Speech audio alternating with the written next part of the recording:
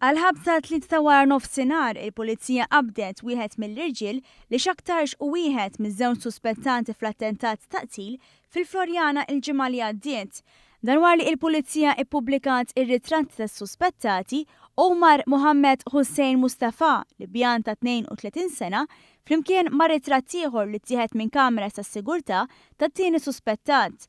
U mifhum li ir-raġel inqabad mill-pulizija wara xi persuni ċemplula biex jinformaw għal wieħed mis-suspettati kien f'ħanut fi triq in-Naxxar Santa Venera.